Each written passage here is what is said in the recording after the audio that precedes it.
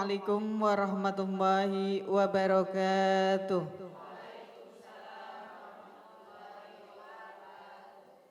A'udzu billahi minasy syaithanir rajim. Bismillahirrahmanirrahim. Walaqad atayna Luqmanal hikmata an ishkur lillah wa man yashkur fa innama yashkuru li nafsihi wa man kafara fa innallaha ghaniyyun hamid. Wa idh qala Luqmanu libnihi wa huwa ya'iduhu ya bunayya la tusyrik billah inna syirka la zulmun azim. Wa wasaynal insana biwalidayhi hamalathu ummuhu wahnan ala wahnin wa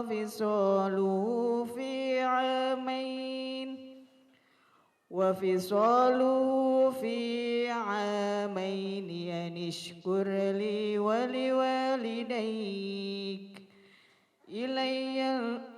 ilayyal masir. Sadaqallahul azim. Bismillahirrahmanirrahim. Assalamualaikum warahmatullahi wabarakatuh.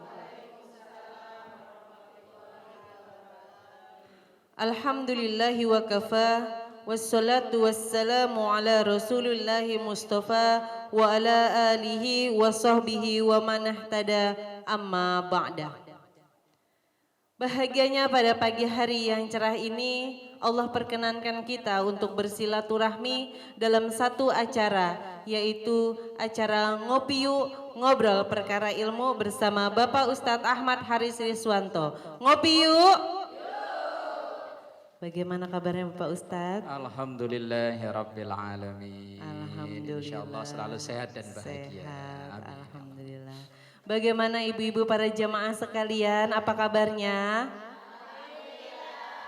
Alhamdulillah, semangat selalu ya ibu-ibu, sehat selalu ya ibu-ibu. Iya.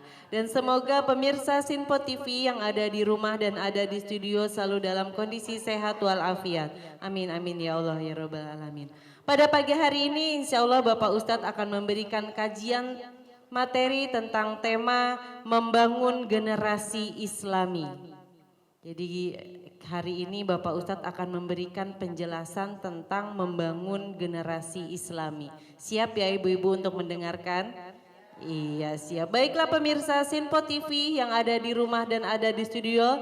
Marilah kita simak bersama-sama penjelasan tentang kajian materi hari ini dengan tema membangun generasi Islami bersama Bapak Ustadz Ahmad Haris Riswanto. Silakan Bapak Ustadz. Baik. Bismillahirrahmanirrahim. Assalamualaikum warahmatullahi wabarakatuh. Alhamdulillahirabbil alamin. Summassalatu wassalamu ala sayyidil mursalin wa ala alihi wa ashabihi ajma'in amma ba'du. Jamaah semua dan pemirsa Sinpo TV dimanapun berada. Pada kesempatan ini kita akan ngobrol tentang bagaimana membangun generasi Islami. Bagaimana agar generasi sesudah kita ini makin menampakkan keislamannya. Dalam Al-Quran disampaikan wal yakhshalladzina law taraku min khalfihim dzurriyyatan di'afan khafu 'alaihim falyattaqullaha wal yaqulu qawlan sadida.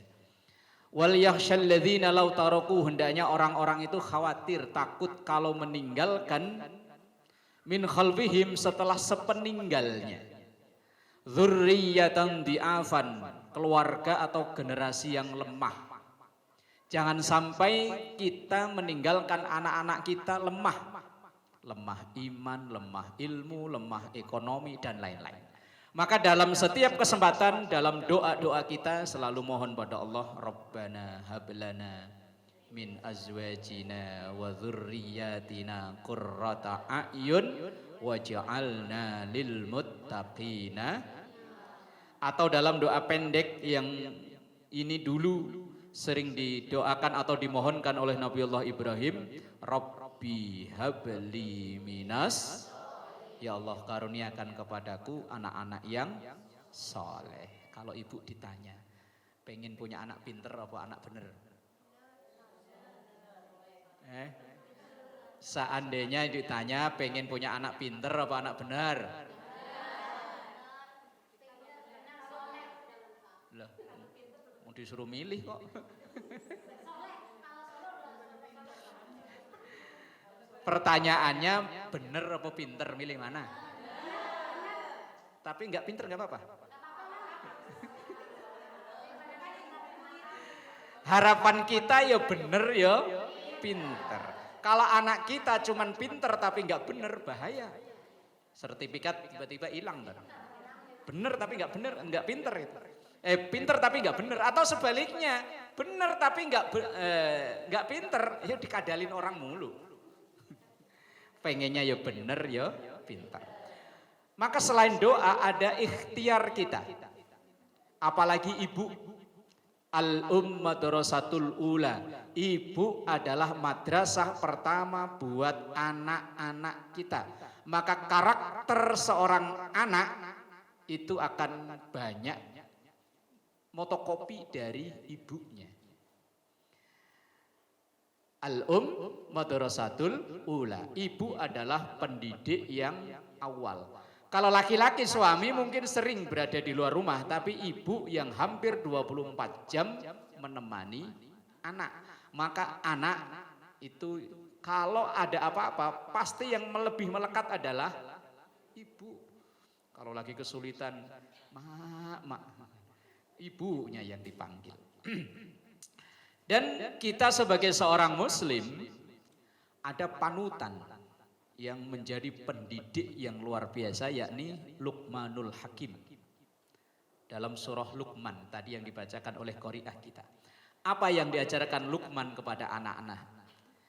Wa idh qala Luqmanu li ibnihi wa huwa ya'idhuhu ya bunayya la tusyrik billah innasyirka la zulmun azim.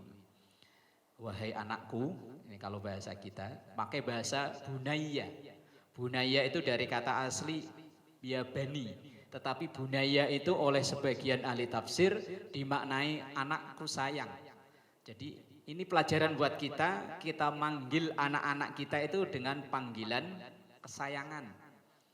Biar kayak apa juga, anakku ganteng, padahal mau nggak tahu wallahu alam. Ya tetap itu panggilan. Nabiullah Ibrahim ketika akan berdiskusi dengan Ismail putranya ketika akan peristiwa penyembelian yang enggak jadi itu juga memakai bahasa ya bunayya, wahai anakku sayang. Kita kalau mau ngajarin anak, mau memberikan pengajaran kepada anak, ya kita awali dulu dengan etika, yaitu ya bunayya, wahai anakku sayang. Yang pertama diajarkan, yang ditanamkan adalah la tusyrik billah, dikenalkan kepada Allah, jangan menyekutukan Allah. Kalau dalam pendidikan di kita, anak baru lahir sudah dikumandangkan kalimat azan, asyhadu alla ilaha illallah wa asyhadu anna muhammadar rasulullah.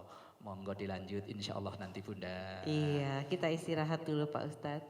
Baik, pemirsa Sinpo TV yang ada di rumah dan ada di studio, kita jeda dulu. Jangan kemana-mana, tetap di acara Ngopi Yuk, ngobrol perkara ilmu bersama Bapak Ustadz Ahmad Haris Riswanto. Ngopi yuk! Terima kasih pemirsa Sinpo TV yang ada di rumah dan ada di studio, masih tetap di sini di acara Ngopi Yuk, ngobrol perkara ilmu bersama Bapak Ustadz Ahmad Haris Riswanto. Ngopi yuk! Iya, semangat ya ibu-ibu ya. Semangat, iya. Sesi kali ini yaitu sesi tanya jawab. Bagi ibu-ibu yang ingin bertanya tentang tema kita pada pagi hari ini, membangun generasi Islami, silakan nanti akan dijawab langsung oleh Bapak Ustadz ya Bapak ya. Iya, silakan Ibu, siapa yang ingin bertanya? Iya, silakan. Tolong sebutkan namanya. Assalamualaikum warahmatullahi wabarakatuh. Waalaikumsalam warahmatullahi wabarakatuh. Saya Ibu Imas dari Perumahan Villa Makota Indah. Saya mau bertanya Pak Ustadz, pertanyaan saya adalah apakah kita ikut berdosa apabila anak kita berbuat maksiat? Mohon jawabannya Pak Ustadz. Terima kasih. Wassalamualaikum warahmatullahi wabarakatuh. Waalaikumsalam warahmatullahi wabarakatuh. Akan dijawab nanti ya Bu sama Pak Ustadz. Silakan Ibu yang ingin bertanya lagi. Ya. Assalamualaikum warahmatullahi wabarakatuh. Waalaikumsalam warahmatullahi wabarakatuh. Mohon izin Pak Ustadz. Nama saya Ibu Rodia dari Majlis Taklim Al Muhajirin Villa Makota Indah, Bekasi. Bagaimana cara mendidik anak yang diutamakan? Sekian, terima kasih. Wassalamualaikum warahmatullahi wabarakatuh. Waalaikumsalam warahmatullahi wabarakatuh. Terima kasih Ibu, nanti langsung dijawab oleh Bapak Ustadz. Silakan Pak Ustadz. Baik, ada dua ya Bunda ya pertanyaan yang masuk. Apabila anak kita berbuat maksiat, apa kita ikut dapat dosa gitu ya? Gitu ya? Pertanyaan gitu tadi ya? Tergantung Bu. Kalau kita sudah maksimal mendidik anak, sudah maksimal semampu dan sekuat kita, pagi sekolah, sore ngaji, malam kita ajarin di rumah. Tapi nanti begitu dewasa, ya naudzubillah, semoga enggak terjadi di anak-anak kita. Seandainya anak kita di luaran, kalau di rumah mah kayaknya alim. Di luaran kok ternyata ia melakukan kesalahan-kesalahan dalam tanda kutip, apakah orang tua ikut berdosa? Kalau memang udah maksimal kita mendidik, lepas kita. Seperti contoh Nabiullah Nuh alaihi salam. Nabi Nuh itu sudah mengajarkan kepada anaknya luar biasa. Kalau dalam bahasa Al-Qur'annya ya bunayya, pakai bahasa ya bunayya lagi. Itu artinya wahai anakku sayang, walaupun udah tahu Nabi Nuh itu anaknya kelakuannya kayak begitu, masih tetap dipanggil dengan panggilan sayang. Ya bunayya irkam ma'ana. Ayo nak masuk ke kapal bersama dengan kami. Itu maksudnya nak ayo ngaji, nak ayo sekolah, nak ayo belajar dan lain-lain. Itu irkam ma'ana. Tapi katakan enggak sa'awi ila jabali ya'simuni minal ma', saya akan naik ke atas gunung dan air enggak akan nyampe ke atas gunung pada peristiwa banjir besar. Kadang dalam sehari kita begitu. Nah, ayo ngaji. Mak nyuruh ngaji mulu. Sekolah, belajar. Nah, ketika anak kita ternyata enggak mau, kita udah maksimal, maka kita berlepas. Tapi kalau kita cuek, mau sekolah ya syukur enggak ya wis. Mau ngaji ya syukur enggak ya wis. Orang tuh kita cuek, hanya ngumpulin duit aja. Dari di rumah main TikTok aja. Anaknya ngaji enggak diurus, anaknya sekolah enggak diurus. Suatu saat kok anak berbuat maksiat, maka orang tua ikut bertanggung jawab. Kemudian yang kedua, apa tadi? Bagaimana cara mendidik anak yang diutamakan apa? Yang pertama yang diutamakan adalah menanamkan tauhid. Tadi yang saya singgung di awal sebentar, ketika Luqman menasihati anak, yang diajarkan adalah ya bunayya la tusyrik billah. Jangan menyekutukan Allah. Artinya ketika anak baru lahir sudah dikumandangkan kalimat adzan, itu sebagai bentuk pengajaran tentang dikenalkan kepada Allah. Asyhadu an la ilaha illallah wa asyhadu anna Muhammadar Rasulullah. Kemudian setelah itu baru ditanamkan budi pekerti. Tadi di Qori'ah kita membacakan wa qad ataina Luqmanal hikmata anishkur lillah wa may yashkur fa innama yashkuru li nafsi. Diajarkan bagaimana cara berterima kasih secara tekstualnya, tapi kontekstualnya setelah kita ajarkan tauhid, kita ajarkan akhlak. Bagaimana sekecil apapun kalau dikasih orang kita ajarkan terima kasih. Kalau berbuat salah kita ajarkan meminta maaf. Kita ajarkan etika. Bagaimana dia bergaul dengan teman-temannya di sekolah, di pengajian. Kalau mau minjem ya bilang minjem. Kalau tadi melakukan kesalahan ya jangan malu untuk minta maaf. Ini proses pendidikan. Kemudian setelah itu baru itu diajarkan bagaimana tata cara sholat, tata cara ibadah. kepada Allah Subhanahu wa taala. Dan Luqman itu ketika mengajarkan kepada anak-anaknya yang logis itu masuk akal. Ketika diajarkan A, kenapa harus A? Alasannya ini loh, nak, kamu sekolah, nanti suatu saat tantangan itu lebih besar daripada yang dialami oleh orang tuamu. Nak, kamu ngaji, karena ngaji ini akan manfaatnya untuk dirimu sendiri. Nak, kamu berakhlak, beretika, karena itu untuk dirimu sendiri. Wallahu a'lam bishawab. Kita istirahat dulu Bapak Ustadz. Baiklah pemirsa Sinpo TV yang ada di rumah dan ada di studio, kita jeda dulu. Jangan kemana-mana, tetap di Ngopi Yuk, ngobrol perkara ilmu bersama Bapak Ustadz Ahmad Haris Riswanto. Ngopi yuk!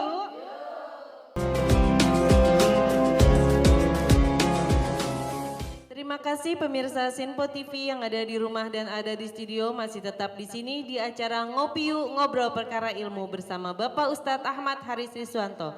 Ngopi yuk!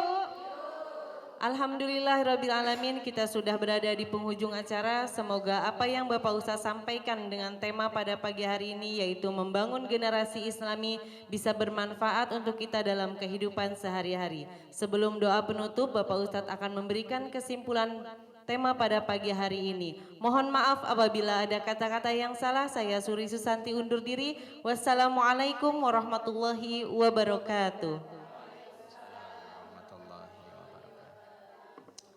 Baik jamaah yang dimuliakan Allah dan juga seluruh pemirsa Sinpo TV dimanapun berada. Anak adalah kebanggaan buat kita semua. Maka kita bagaimana mewujudkan biar anak kita ini benar-benar membanggakan. Karena terkadang anak justru menjadi musuh.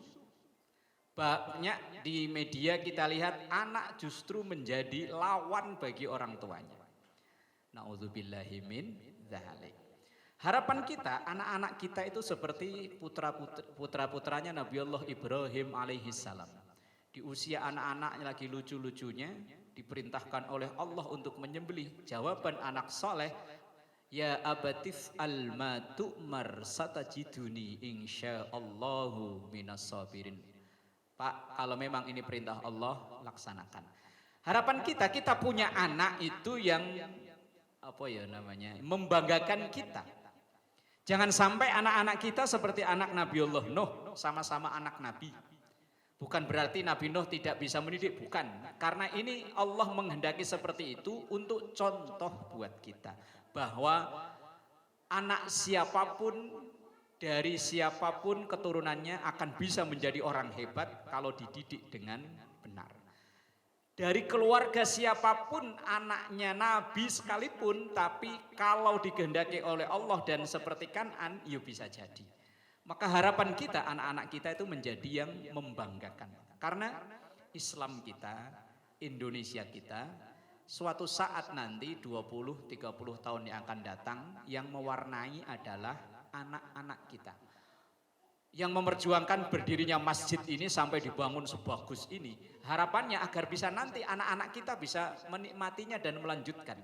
Para pejuang negara ini sampai merelakan nyawanya, mereka yang dipikirkan bagaimana anak cucu nanti. Agar anak cucu nanti bisa menikmati indahnya dan bahagianya kemerdekaan.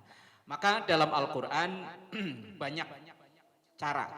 Dan dalam hadis juga banyak cara agar anak-anak kita menjadi generasi yang Islami. Dalam hadis misalnya yang ditulis oleh Syekh Ahmad Al-Hashimi dalam Mukhtarul Ahadis. Beliau mengatakan haqqul walad ala walidihi. Kewajiban orang tua terhadap anak.